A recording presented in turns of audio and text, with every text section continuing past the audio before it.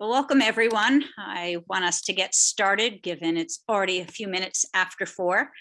I'm Shari Simon and I am a co-president of the Family Leadership Council. Welcome to Core Values in Action, promoting mental health and wellness in and out of the classroom. Before I introduce our guest speaker, Professor Marcus Rodriguez, who is an assistant professor of psychology, there's just a bit of housekeeping that I'd like to review. In an effort to maintain an encouraging and respectful environment, please turn your videos on and keep yourself muted until the question and answer portion of the session. If you would like to submit a question for our speakers, you can simply add it into the chat box or click the raise your hand button and you will be called on after the speaker has finished the program. I also want to remind everyone that at 4:45, we'll have the opportunity to move to the Wonder platform, and that will allow for a little bit more sort of small group interaction. And if we all go, I say the more, the merrier. Couple other things is if we were face-to-face, we always do a giving challenge at Pitzer. So that tradition is continuing this year. Our goal is to collect 100 family donors by the end of the weekend to really ensure that all students have a quality college experience. We'll drop a link in the chat and bring you there.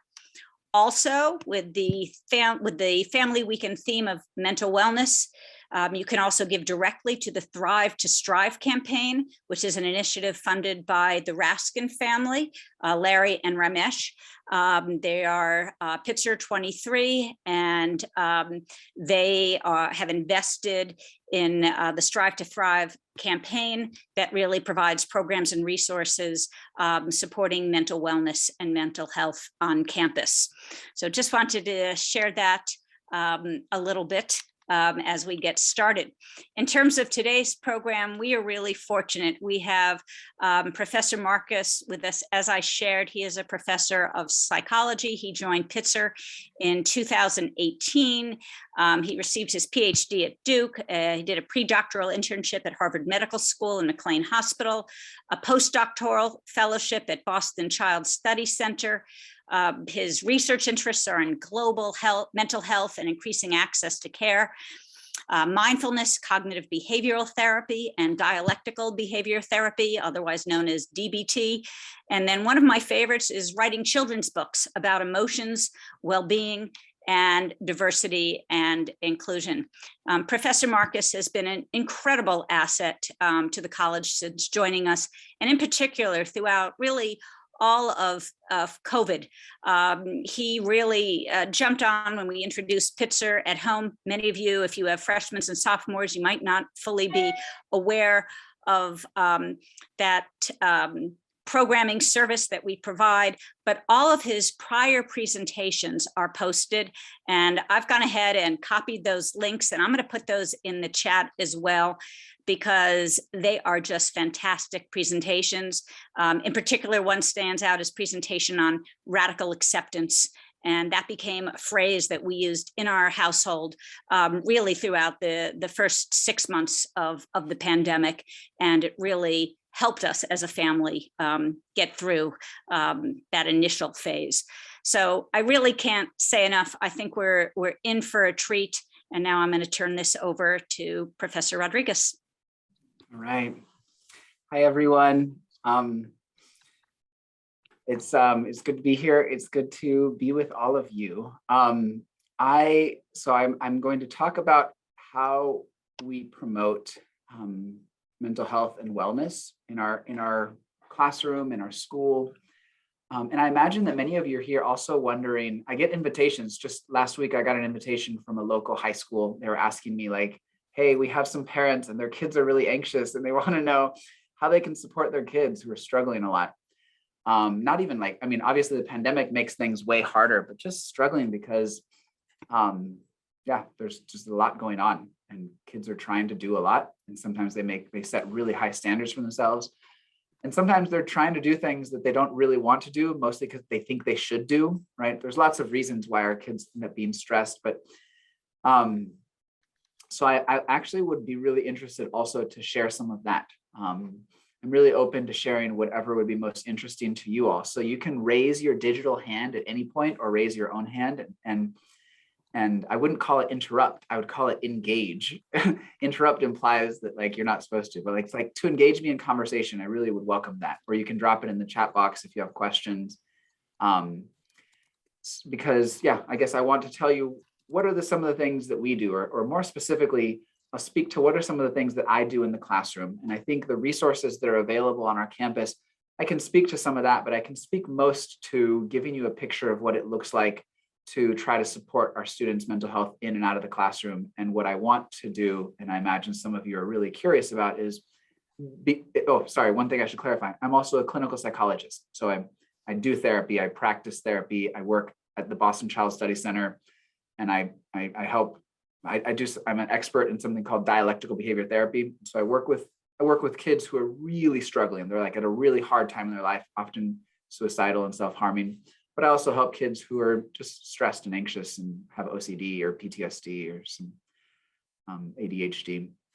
So I would be happy to also just speak more generally to all of you as parents about how can we support our kids, because some of you might know or have specific questions that I haven't thought to speak to.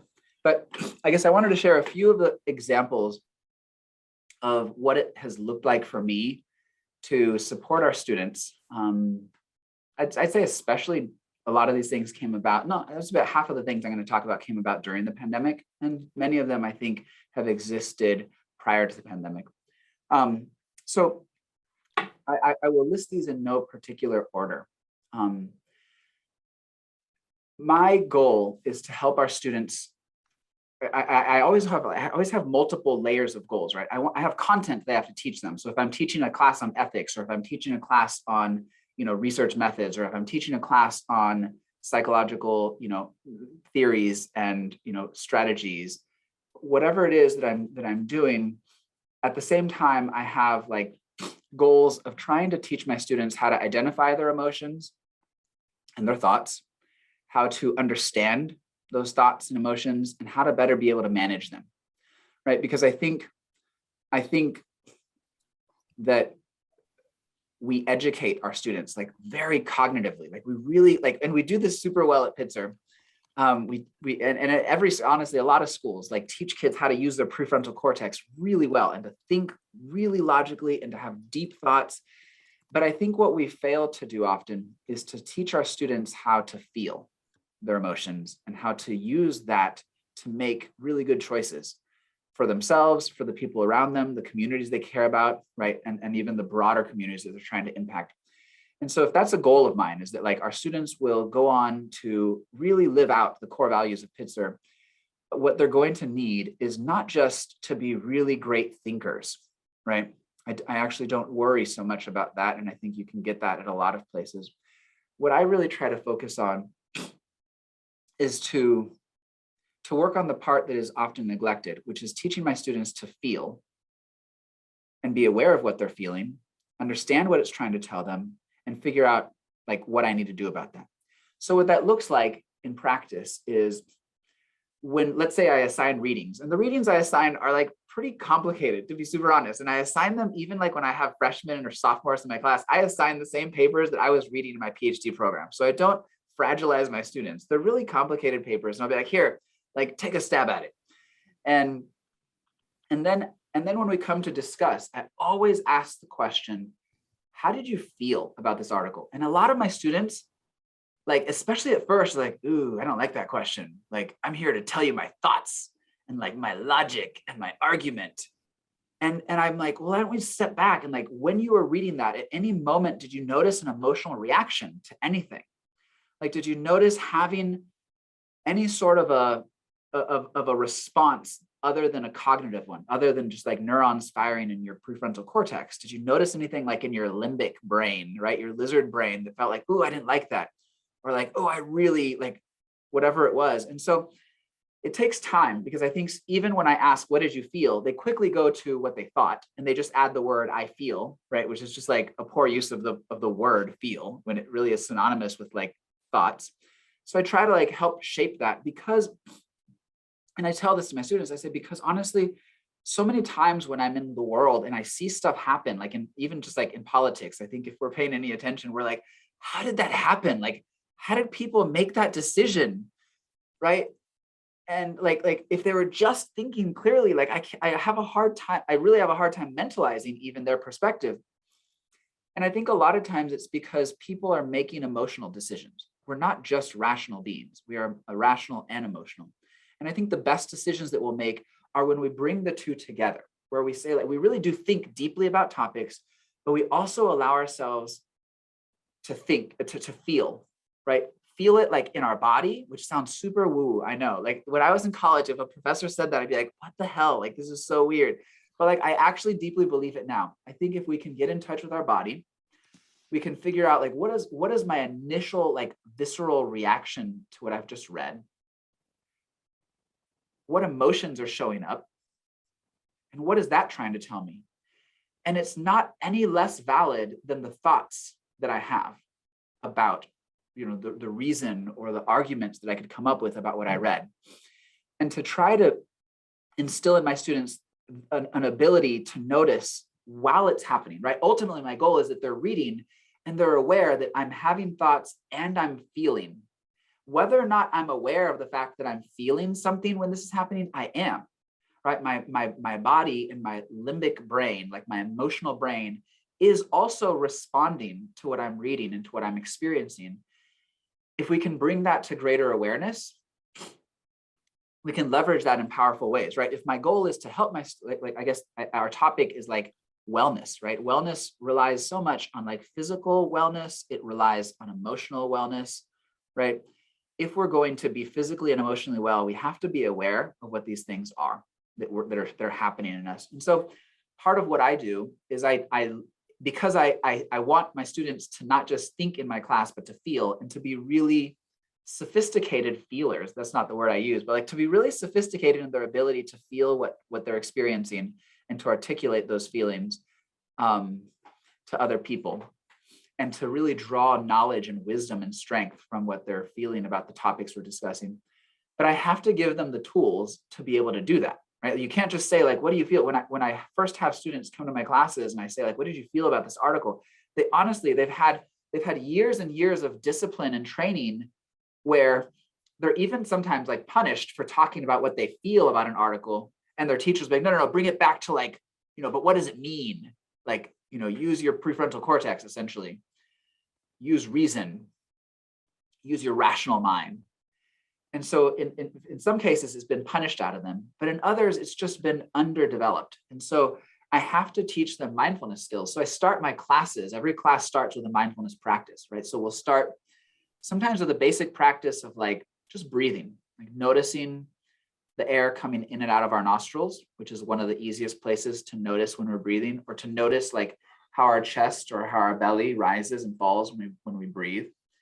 So that's an exercise that I lead them in, or I'll lead them in an exercise where we might like walk. Like I'll just stand up right here and I'll just like walk across my my office, and we'll do like very slow walking and just try to get them in touch with their body and notice things about the process of walking that maybe normally they don't notice. And every time they're like, whoa, like when I walked really slow for like 4 minutes or 5 minutes, and the only thing we did was pay attention, like I did notice stuff.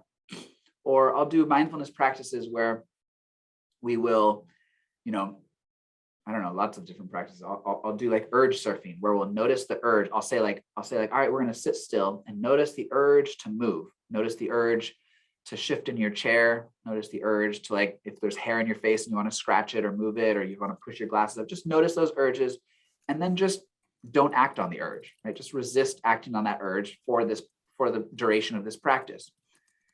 And so anyway, I have a list of like, I don't know, 40, 50 mindfulness practices that I do. But the ultimate goal is I'm trying to increase their sensitivity to being able to notice what's happening in their body, what's happening in their minds, and what they're feeling emotionally. So then they can bring that to bear, right? So that I'm not just saying like, hey, what are you feeling? It's like, I've given them the tools to be more sensitive to what they're feeling, right? I've given them the tools to also be more sensitive to their bodies, right? Like if I want to promote wellness, I think the easiest way to promote wellness in our students is to get them to sleep, right? Like our students are like, oh my God, I feel so stressed. And I'll be like, how many hours did you sleep last night? 3. I'm like, fuck, of course you're stressed. Like, no matter how well, like how many emotion regulation skills you have, if you're only sleeping for 3 hours, you're going to feel super stressed, right? And you're not going to be feeling well. Or I'll be like, what did you eat today? I'll have students that come to class like, oh, I'm feeling so stressed. What did you eat? And they'll be like, oh, I think someone, and they'll be like, oh, I had an apple before class. I'm like, yeah, like that's like literally it's that simple. I mean, I'm sure you do have legitimate problems with your roommate and there are legitimate issues going on in your life, and you've only eaten an apple in the last 18 hours. Like, I think a lot of times we over psychologize the problems that our students have. It's just like, sometimes if they can take good care of their body, but by teaching them skills like mindfulness, by teaching them and walking them through, not just assigning it, but doing it together, it helps them to be able to take those skills and then apply them. Like when I was in college, I had like zero awareness of my body. I actually think that it was like shaped out of me, right? Like inadvertently, I think with the very best of intentions, I think my parents wanted me to not pay too much attention to my body. Be like, oh my gosh, I feel so tired. They keep working. I'm like, okay, right? And because if you're too aware of your body, you know, you'd want to stop. But I think now, the more aware I've become of my body, I can notice like when I'm hungry. I can notice like how different foods affect me. Like, right? Like I used to have. I remember my sister-in-law when my brother married like a really, really health conscious. I want to say like extreme. I think she takes it to an extreme sometimes, but she's very, very comfortable. Like, have to buy organic. It has to be like, she's just very, very, very conscious about what she eats. And my brother and I were not. Like, we would like just eat like Taco Bell 3 times a day if we could. And she'd be like, oh, like when you eat like that huge burger and fries or like half a pizza, like don't you, and like a big soda or a Slurpee, don't you feel bad? And I'd be like, no, I feel awesome. Like, and I really meant it. Like I didn't feel bad. And the more I practiced mindfulness, right, the more that I would like sit, and I don't mean like 45-minute, like hour-long sessions. I literally, what I try to teach my students is just like teaching them to sit for like 2 minutes, 1 minute, because that's actually sustainable. I think my students can actually practice sitting with their breath for 2 minutes, and they can do that every day for a year. But I don't think they're going to sit for 45 minutes every day, or a very, very, very small percentage of my students will do that. But as I became more aware of my body, just like sitting, noticing my breath, I just started to like become more sensitive to my body, right? Like I could like notice my heartbeat. Like before, I couldn't even find my heartbeat. And then later, I can just like sit here now, not touch any part of my body, and I can like find my heartbeat within like a second or two. I can just like feel the rate. I can, and that's, I don't know, it's a weird, it's not like a superpower, it's like a weird thing, but it's helpful because it just means that I'm able to sense what's happening. And so now, I remember my sister-in-law once was like, oh, she's like, when I eat stuff like that, my blood feels thicker. And I was like, are you kidding me, Erin? Like you cannot feel your blood thicker. That's not a thing. But then like I had to confess to her years ago, I was like, Erin, when I eat like, if I eat like a whole box of crumble cookies by myself, I can feel my blood is thicker. Like it's true. And she's like, you see, that awareness helps me to then start realizing like when I do this for my body or when I don't do that, how does it affect how I feel?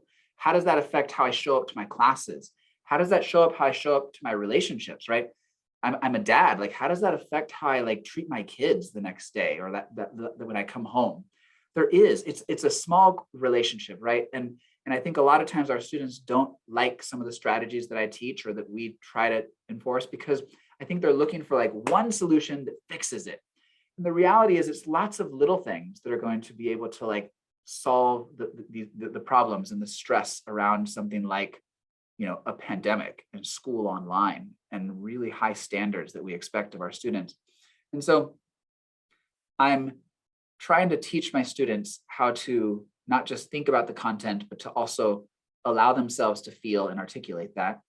I give them skills to do that because my hope is not only will that help them professionally, but if they can become more aware of their emotions, which is like a side project of mine in the class, it allows them, that will be a tool that we use for them the rest of their lives, right? Whatever they're doing, the better they can regulate their emotions and be aware of that, the more effective they'll be able to tackle the tasks that they're facing. So that's a I don't know, a strategy that I use to try to promote wellness in classrooms. And I think a lot of our faculty do that. They might not explicitly use those same words, but I just notice like such a different vibe when I'm guest lecturing and I've taught classes like, you know, at UCLA, at Duke, at Harvard, and I've visited colleagues at those institutions, and it does feel different. The vibe of our faculty here is very much aware that we're more than just like the first, you know, part of our brain here, closest to our forehead.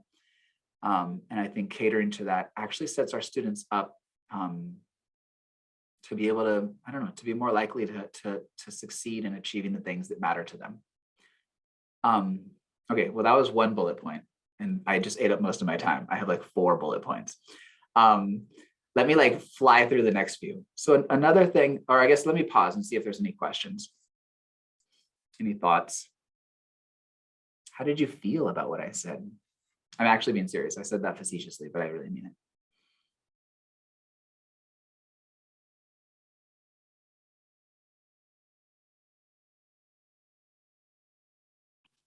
All right, I'll go. I felt genuinely excited when I think that my children, I have 2 daughters at Pitzer, that if they took your class, that they would be exposed to this. My heart starts to pound, and I get really thrilled for them. So so I'm having that's a feeling that I have when I listen to you speak about this, because I find so many young people resistant and they poo-poo it and they say it's too woo-woo. Yeah. But if you integrate it right into the classroom environment, it just becomes a way in which they learn. So that's my emotional response to hearing you speak. And then I did have a question, which is that, is this something you integrate into every class you teach, so that irrespective of when a student signs up for one of your classes, and no matter what level, that this is something that they'll be exposed to?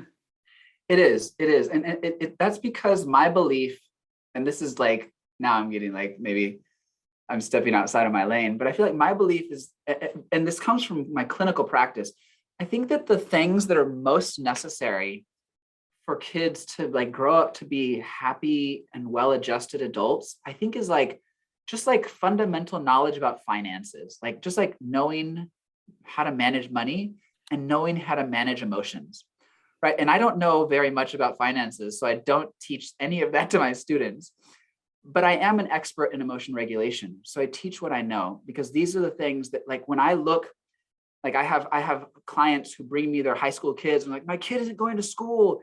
And the parents really genuinely believe like, this is it. Like my kid's life is screwed. Like, and they really, and I can empathize with them. It's stressful. There's a lot of pressure, but I have to remind them there's literally a million ways that millions of ways your kid can grow up to be happy and healthy and well-adjusted. And it doesn't have to be this traditional path. Of course, I say that and I acknowledge like, and I'm teaching in a traditional path, like I am a part of the system, but I don't believe this is the only way for kids to grow up to be happy, healthy, and well-adjusted. I think what is needed though, like not necessary, but close to necessary building blocks is like, how do you regulate your emotions? And how do you like just financial information, like financial wisdom and knowledge seem to me, as I look at the longevity of people's lives as a clinician, those seem to be pretty highly correlated with like growing up to be happy and healthy and well-adjusted. So I do teach it because I feel like that's the one part of the equation that I think I know well. And if my goal is to like set my students up for success, learning the content of my class is important, sure, but I don't know what they're going to go on to do later. They might go on to have careers that have nothing to do with what we taught. So I want to also make sure, yeah, and I also taught you something that no matter what career you go into, I guarantee will be useful. And that's the, you know, that emotional awareness piece, and that ability to integrate what you feel with what you think and not just have the two be at war with each other. I had a question too, actually. I'm Suzanne. I kind of piggyback over what Sherry already shared. I'm excited too. And I know you know my daughter actually, but I'm happy that she has this, but I'm also wondering if like what you're doing is this, are you doing any like teacher, like professor training, staff training so that it's implemented across Pitzer? You know what I mean? Some of these Yeah. skills Not, and not explicitly, but I mean, yeah, no, I don't. No. yeah, because I think that would be great too. And I know my daughter's going to be working with you, likely. And she, I'm a mental health person as well. I work for the school district and I'm a social worker. But I think I'm excited too, just to know that I think maybe making the choice to go to Pitzer too that she made is exciting for me because she has this support. Yeah.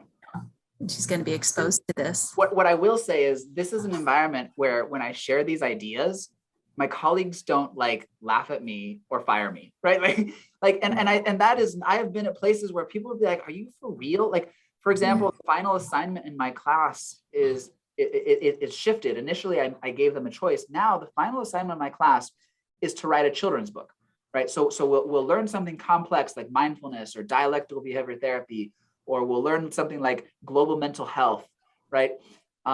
Ethical issues in psychology. And then I'll say, great, now I want you to take one idea you learned, right? And this is based on the principle, I was inspired by like a quote that is attributed to Albert Einstein. I'm not sure if it was, but he said, like, if you can't explain it simply, it means you don't understand it well enough. And so I want my students, because again, they've had the discipline of writing formal essays for years and years and years. And it's like, all right, like, you know how to do that. So like, why test you one more time on writing an essay? So I say, all right, you're going to write a children's book. It has to be less than 600 words. And it has to be a story, not just like preaching ideas at a 6-year-old, but like actually a story with a plot, a beginning, middle, and end and characters. And you express this idea. And my students at first are like, yeah, that sounds so rad. And then every semester, like, this is the hardest. I actually had a PhD. I taught at the graduate school last semester, and I had my graduate student said, this was the most difficult assignment that they've done with a deadline. It's really, really hard. And students are like, oh, it's going to be so easy. If I tried to do that at another school, they'd be like, you need to talk to the dean. You're maybe going to lose your job because I heard you're asking students to write children's books. So I think while I maybe haven't, taught these things, when I talk about these things with my colleagues, they're like, oh, that's so cool. Can I see your syllabus? Can you share your rubric? Like, I just don't think that's the reception I would get at a lot of other places I've taught. And of course, they don't just write the children's book. They also write a query letter, right? Because I want them to learn not just how to write a children's book, but how to sell it, right? The query letter is essentially, if you were to write to a publisher and you'd say like, hey, I want you to buy my book. How do you convince them that your book is the right one that they should buy and publish that year if they're maybe only going to be publishing 10 books in a year? And so, persuasive writing, which no matter what career my students go into, no matter what career, they will likely be using words to try to persuade, try to sell something. It might not mean sell it for profit, but they're selling an idea to influence people. And so it's idea of like, all right, how do I teach that skill to my students? Because sure, they might not be, selling psychotherapy like I am, but they'll be selling something someday and trying to persuade other people. So I want to teach them that skill. And then they write like a brief summary to show me, and I do understand, like a 2-page summary, like, and I understand the scientific literature behind the idea that I'm trying to communicate in my book. This school has such a high threshold for stuff like that. They're like, yeah, Marcus, that sounds reasonable. And I think a lot of schools will be like, no, dude, like I don't know how you got here, but like, we got to get you out as soon as possible. So it's a school that like really makes space for like this holistic development of our students. Yeah, Rosalie? Yes, hi, Rosalie Gutierrez. I'm a FLC member, and my daughter is Alexia. I don't know that she's had any of your classes yet. I hope she does. But to kind of in the same vein, the question I have is, do you address with your students the value of this emotional approach that you're taking and kind of the challenges that exist in the larger, field of academia where they value, like you were saying, value the quantitative or value the thought process more than the qualitative aspects of approach or this I do. approach. Yeah. Do you get into that with them? Because I think that's really important for them to feel that it is valuable, and that it's not just some like funky thing they're doing at Pitzer and nobody's gonna take them serious. I do. And I don't have 100% buy-in from my students. And I think that some of that is because some students find it very threatening to really get in touch with their feelings. Because the problem with feeling is once you get in touch, you can't just like selectively be like, I'm going to feel happy and peace and love, but I won't feel anger and anxiety and shame. Like you can't select emotions. And so I think for some students, there is a resistance to it. And they later come up with a post-hoc cognitive rational explanation for why they don't like, right? But I think as long as I present this to them as this is my pedagogical approach, and I don't force it on them, I think most of my students come around by the end and they're like, all right, I get it. And I think it has to be both. I think one of the problems is we tend to have people who are like all woo-woo or like all data. And I think it's helpful that I show my students, like I've published dozens of papers in peer-reviewed journals. Like I do science. I care about science. And yes, I don't talk about how I feel about the topic when I'm writing a manuscript for a professional journal article, because I don't care what I think about my data or how I feel about my data. Right. So I think it's important also to show them like, yes, I do both. But the thing is, I do think it has to be both. If we're gonna do this in a way that's sustainable, in a way that's like best for our community. And so I am explicit with them, and I'm explicit in my assignments too. Like for my assignments, I give them readings, and then I ask them to write an outline to summarize the readings, which they hate. They're like, this is so stupid. This feels like junior high, Marcus. And I'm like, yeah, except the difference is you're actually reading every article in my class, which like for the other classes, they'll like assign something and like, I don't know what, I mean, I didn't read most of the things that were assigned to me, but I still got fine grades. I would just like read the abstract, like walking into class, literally like last thing, like, oh, and then I would just like make up something that kind of made sense and was related to the discussion. I didn't want my students to do that. So I say, write a summary and then also write how you felt. And some students are like, what? Like, let me tell you what I thought about it. And I tell my students, I'm like, I have the fact that you're here at Pitzer, I have zero doubt in my mind that after you read this article that you won't have a thought. I know you will have ideas, right? Like none of that, there's no doubt in my mind that you will have deep thoughts about this article that I'm assigning. I'm worried that you won't read it. That's why I want you to write a summary. Like I am worried you won't read it. I'm not worried you'll have thoughts that are deep if you do read it. And I'm also worried that you will only think. So my assignments are targeted at trying to address like what are some of their potential weak points, right? And I think that like again and again I hear like the version of this that I hear among my colleagues, like all of them, is this idea of like, all right, not just what did you hear just now and learn, but what are you going to do about it? And I think that while not all of my colleagues are making that explicit step of what are you going to do about it, I think what happens there is what are you going to do about it is often informed by the emotions. It's like I thought, I read, I thought I had ideas, and now what am I going to do? That's where the mind and the heart come together. And so it is like deeply emphasized. Like our school is all about like, all right, cool, think about it, read about it, learn about it, and then like, now what? Like, let's not just talk about it. Let's go do. I mean, there's like too many things that I could mention that are the ways that our students and our faculty are engaged in the issues that they're also researching. So I don't know if I answered your question, Rosalie. Yeah. Right. So let's see, there's some questions. Have any of them published the book? So no, but one of my students, I read her book and it was so beautiful. I just cried. And I mean, I have a lot of children's books, and like maybe like 4 or 5 of them, I have like hundreds of children's books. Like 4 or 5 of them have made me cry. I'm like, oh, that is so beautiful. And my student's book was so good. And so I told her, I was like, you have to publish this. So we're actually like reaching out to publishers. So maybe one day you'll see a Pitzer alum who published a book from when she was an undergrad in a psych class. So Neelam, I'm not sure if I pronounced your name correct. So you asked if this benefits all of our students or just our psych students. I think I kind of tried to answer a part of that just now. I think that there is a really strong emphasis in like not just thinking, but doing.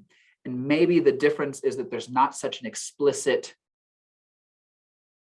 emphasis on bringing like your emotion, you know, into the rational and reasonable part. But I think what informs what we do is also what we feel. So, so yeah, I do think that it applies at a rate that, you know, I'm sure there's some teachers that don't believe in that at Pitzer for sure. But the rate at which these types of ideas are welcomed and the inspiration that I've got from many of the ideas that I've talked about, it's not like I came up with them. It's that I found these ideas through conversations with my colleagues. And then I just took my unique discipline of clinical psychology and figured out how to integrate that. Okay. Book club selection. Yes. So another thing that I do to help my students, and I don't do this for all of my classes, I do this for my clinical classes, is we'll talk about something. We'll talk about something like radical acceptance, or we'll talk about like how sadness is often primary and anger is secondary. We'll talk about mindfulness.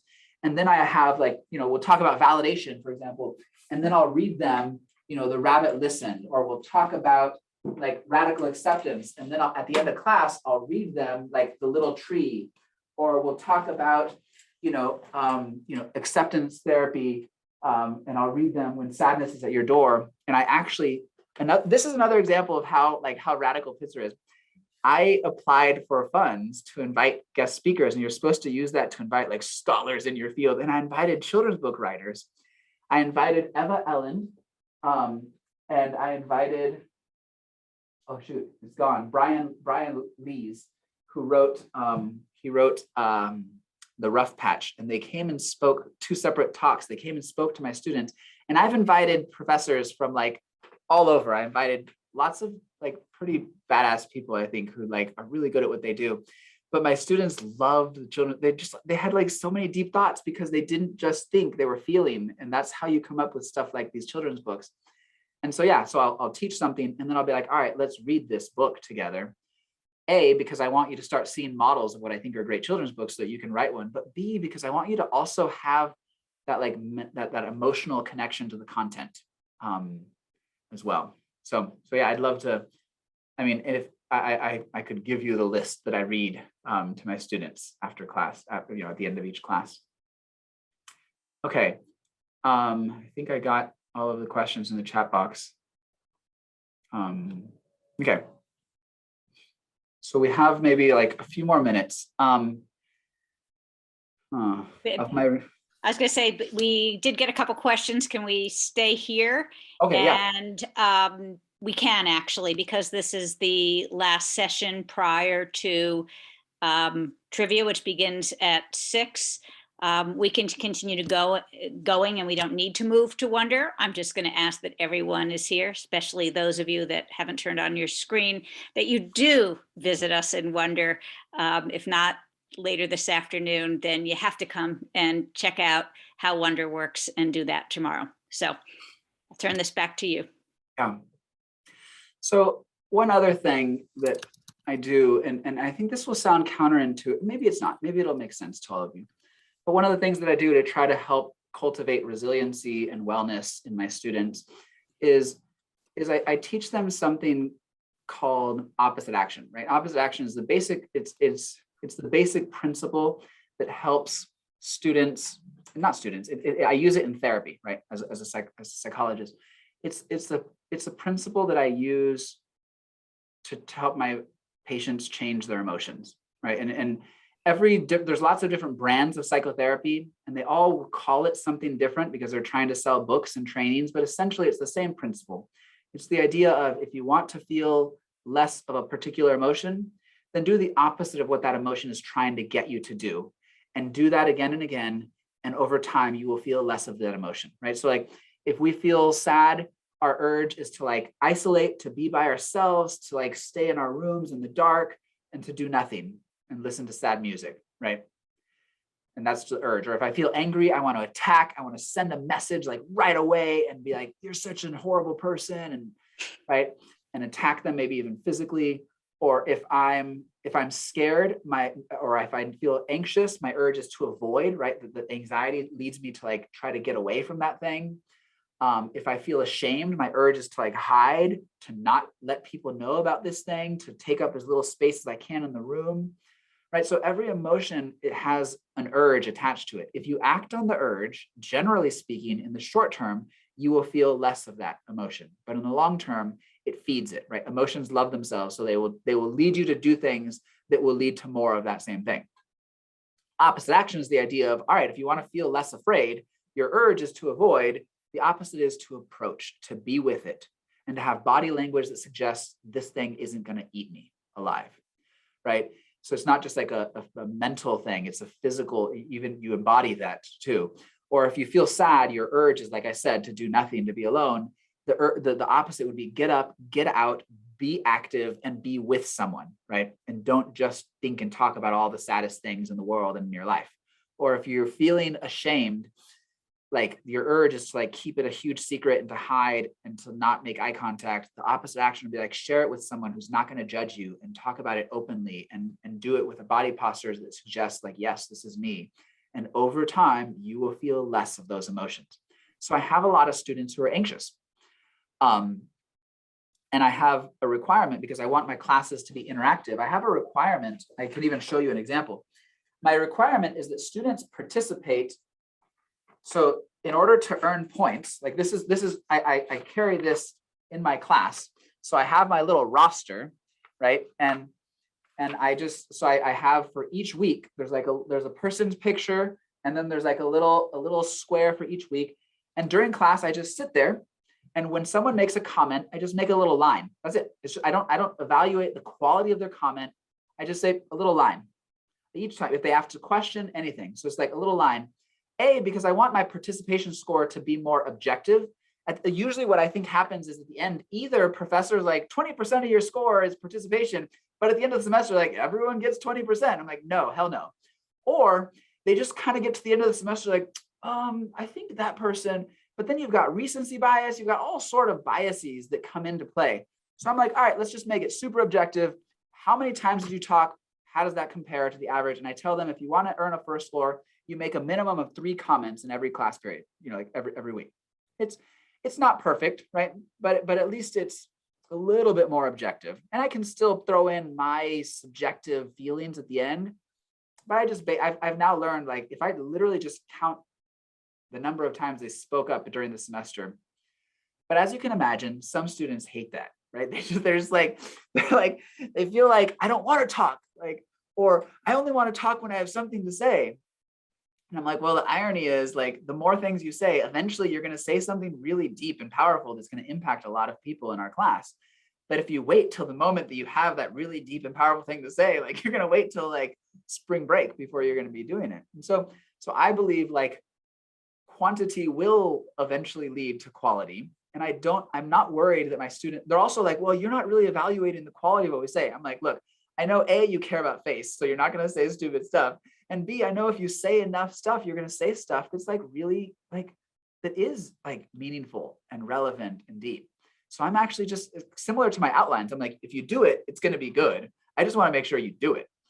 And so students will come every semester with, like, this is also on my teaching evaluations. This is the one thing that I get the most flack for. They're like, I don't like how he's like keeping track of every time I make a comment and that I have to meet a certain minimum. And I'm like, well, do you like the subjective approach where like a professor just gets to the end of the semester and kind of like feels whether or not you were a good participator? No, I think what they want is just like, you just give me those 20% for free, which I'm not going to do. And so I've got students that come and say, like, I'm really anxious, right? Like I get nervous. I have students whose faces just turn red especially the first time they talk, like their neck is red. Like, it's like, you can just tell, like, they haven't been breathing for the like 30 seconds leading up to the comment they made. They're just like holding their breath. And And they're like, and I'll have students be like, I have like a diagnosed social anxiety, like I can't. And I tell them, well, that's okay. Like you don't have to talk. You just won't get those points. And they're like, no. Like I'm like, and I'm like, it's okay, like to not get those points. But if you want those points, you have to talk and you have to decide which is more important to you. And they say, well, I mean, my grade is important and not feeling anxious is also important. And I say, well, you can't do both. You're going to have to choose. So if you want to, I can teach you a skill called opposite action for anxiety, and I can walk you through it. And I do. And these every semester, I have a handful of students, anywhere from, I don't know, 2 to 4 students who will come, and I'll teach them, I'll give them some strategies. I'll talk through them. But what I don't do is lower my expectations and my standard and be like, oh, okay, well, because it makes you uncomfortable, I'm just going to drop that requirement. It's like, well, this is an opportunity for you to either step up to the challenge or to just let go of those points and to practice radically accepting, yeah, it's not worth it to me. I'll just get a B in the class. And I'm also, when I present that to them as an option, I genuinely mean that. I actually mean like, it's okay. Like, I tell my students, like, I got multiple C's in college, like multiple C's. And they're like, oh, like a C? Like for them, that would be like, they'd rather like lose a finger maybe than like get a C in a class. And I'm like, no, it's like, you can grow up to be like a happy and well-adjusted adult and get a C in college. It's okay. And so I do. And so I on the one hand, I think what they want from me is like, hey, Marcus, like lower this expectation because it's too uncomfortable. And I say, no, I'm going to teach you what you need to meet that. And it's going to be uncomfortable. And you will feel hot and your body will feel shaky and you'll feel short of breath. But every time you do it is going to be a little bit easier. And by the end of the semester, sure enough, my students who at the beginning of the semester could hardly breathe while they talked are freely making, at least visually, physically, I'm not seeing the symptoms of terror and panic on their faces. And so this is like a counterintuitive strategy that I am trying to both uphold really high academic standards while also supporting my students to have the skills they need to meet those standards. And that makes them feel really uncomfortable in the short run, right? Which is why they'll say things like, oh, I don't like, even students who stepped up to the challenge in my evaluations, I'll still have students be like, I don't like his system of tracking, participation. Yeah, because it makes people talk. I also have students say like, but I've never had a class where every single person talks so much. There's a give and a take, but I love this system because I think what we have to do is to challenge our students. And when they feel upset about it, rather than changing our standard, that we validate their emotions. We say, yeah, I could, like, that's probably incredibly hard if you have social anxiety and you have a class where you're going to have to speak up 3 times a week. That's going to be super tough. That's probably going to be the hardest part of this class for you. So if we can first validate, right? And be like, oh my God, like my class is hard. If you add this layer of anxiety, it's like really hard. And I'm here to, and then we talk about what can I do to support you to make this happen? What is your goal, right? For this class. And I genuinely mean it's okay if your goal is fine, I'm not going to get my participation points. I think a lot of professors say that and they don't mean it, but I'm telling them like, no, like I've like walked the walk. Like I got C's in class when I probably could have done better in college, but I made choices and that's where it landed me. So yeah, I guess that's another strategy is I teach them opposite action. I give them the skills to act on that. And I hope that will be something that sticks with them later in life when they come across a similar situation. And they're like, oh, I really don't want to feel this emotion, not at this intensity, not for this duration. And maybe I can still use that strategy. And it feels really shitty in the short term, but in the long term, it really is, I don't know, there's more freedom there. And it's tricky because I think as professors here at Pitzer, we're constantly juggling that. It's like we have so many classes at Pitzer that have like a social engagement, community engagement function. And it's hard. It's like all the academics of the class plus this whole internship component. And we have so many things like that where our students' immediate reaction is, oh, I know it's going to make this feel better for me, is if you just lower your standards. And we try to, rather than lower the standards, validate them, figure out where you are, give you the skills you need to still thrive. And in a lot of institutions where I have been a student in the past, they either, actually, I haven't been to an institution where they just didn't have high standards, but I'm sure there are institutions like that. But I've been to institutions where say, this is the standard. If you don't make it, like, you're screwed, I guess. Like, you're going to figure it out, or you're going to drown.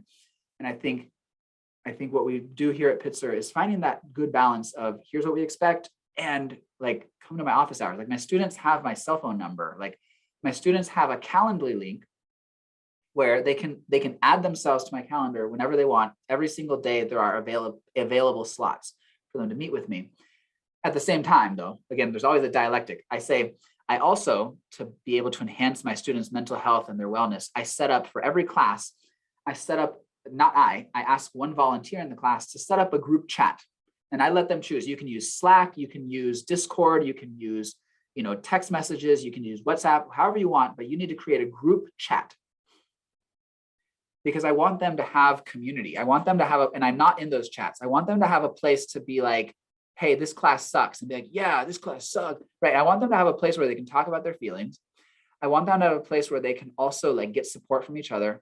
But I also want them to have a place where if they have if they're like, I don't know this assignment, I don't want office hours where a student comes to me and is like, I don't really understand this assignment. Like, dude, I wrote it so clearly in the syllabus. Like, that's a you thing. So I tell them, I'm like, if you don't understand something, first take it to your group chat.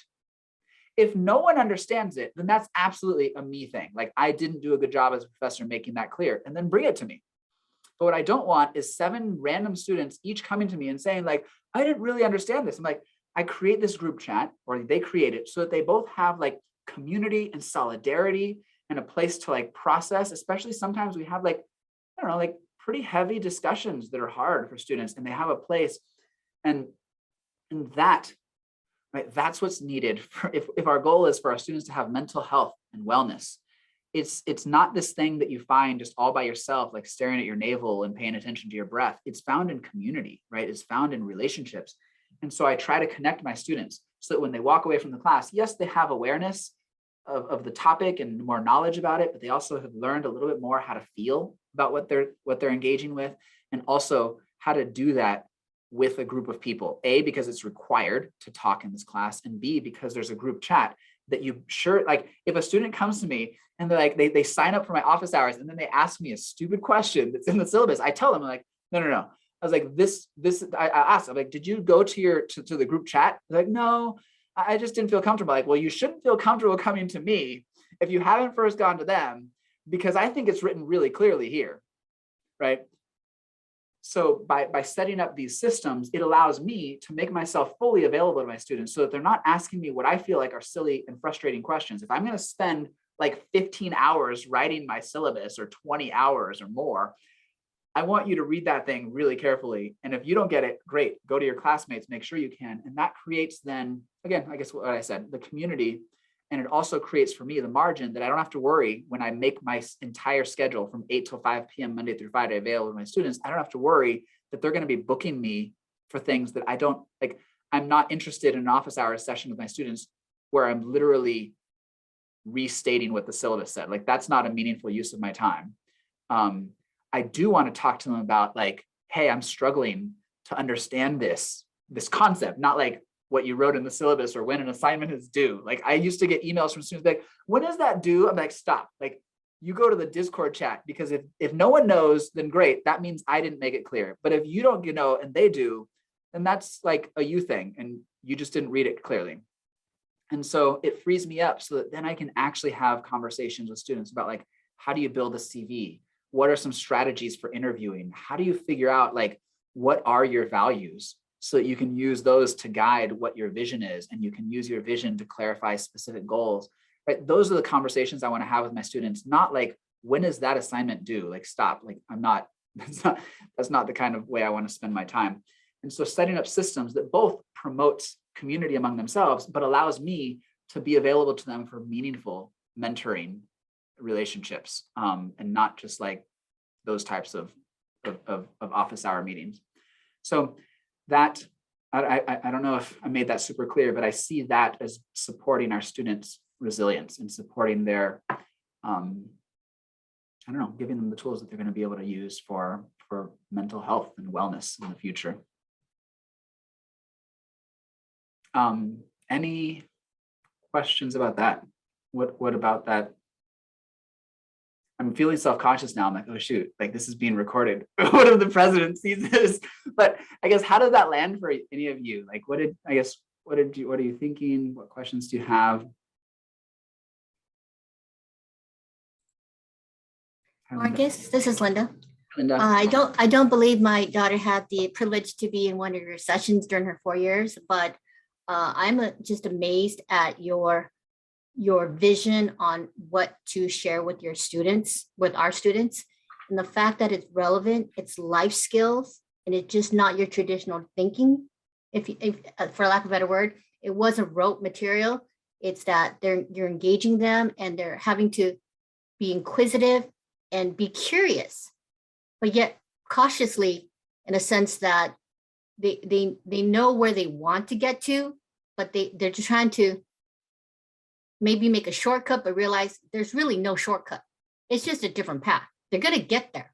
Mhm. So I want to say thank you. Thank you for this session. It's really valuable. Wonderful. I'm glad you're here.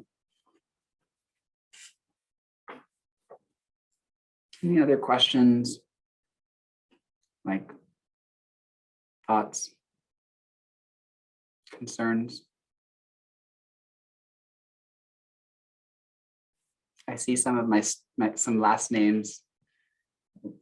Yeah. All right, well, maybe we jump over to Wonder for a few minutes. Would be happy to continue this conversation if people want. And otherwise, yeah. My understanding, so this is family weekend, meaning like all of us have kids at Pitzer, right? Okay, good. So thank you. I guess thank you for sending us your, I wasn't sure if this was like recruiting new, I don't know. So thank you for sending your kids to us. I think this is a really great school. I really do. I think it's a great place, and your kids are what makes it super awesome. So, and thank you all for being here, because obviously you're super engaged parents to want to figure out and learn what's going on with your kids. Okay, and for those of you who don't know how to get to Wonder, haven't been on there, there's the link. It'll take you a minute or two if you haven't been there to set up a profile. Don't stress over really too much about how to do it, and come on in and join the conversation. So hope to see you all there within a few minutes. Thank you, everyone.